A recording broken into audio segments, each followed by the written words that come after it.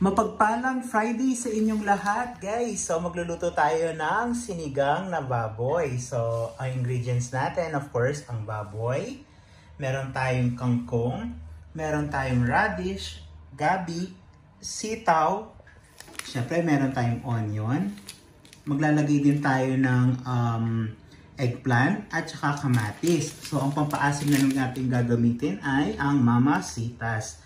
So, sinigang sa sampalok. So, guys, napakadali lang nitong gawin. So, ayan, nagpakulo na tayo ng, ayan, gamit ang ating mahiwagang salad master. Ayan, so ilalagay lang natin yung ating baboy. Ayan.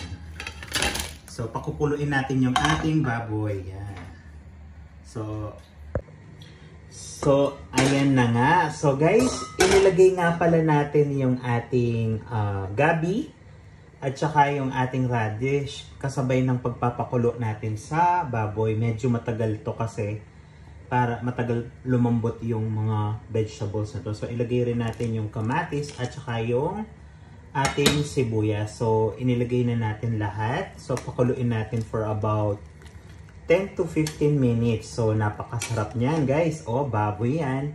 So, dito sa Doha, medyo may kamahalan ang ating baboy. So, medyo mahirap bumili ng baboy kasi mahal na siya. So, ayan. Napakasarap. Steaming. Ayan. O, medyo malambot na ang ating gulay. So, tignan natin. Another 10 to 15 minutes more para malumambot talaga yung gulay natin. Ayan. After 30 minutes, malambot ng ating baboy. So, ilagay natin ang Mamacitas sinigang mix. So, hindi po yan sponsor ha. So, ilagay natin. Tignan muna natin. Tansyahin lang natin. Baka sumobra ang asim. Ayan. Wow. Ang sarap niyan. Tapos, masarap siyang i-ulam na merong kalamansi at saka patis. Wow, ang sarap. I-add natin yung patis at saka yung pepper. Ayan. So, ilagay na rin natin itong ating eggplant. Ayan. Maglagay tayo ng eggplant at saka yung sitaw. Ayan. Para maluto na rin yung sitaw natin. Ayan. So, ihalo lang natin. So, ilagay lang natin yung sitaw. Ito yung sitaw natin. Ayan. Ayan. Wow, sarap niyan. Kompleto ricados tayo. Siyempre, maamoy ito. Kailangan kompleto. So, tikman lang natin kung okay na yung asin.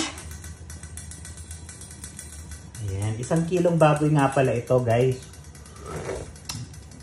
Oh my God, ang sarap, guys. Sarap. Kain po tayo.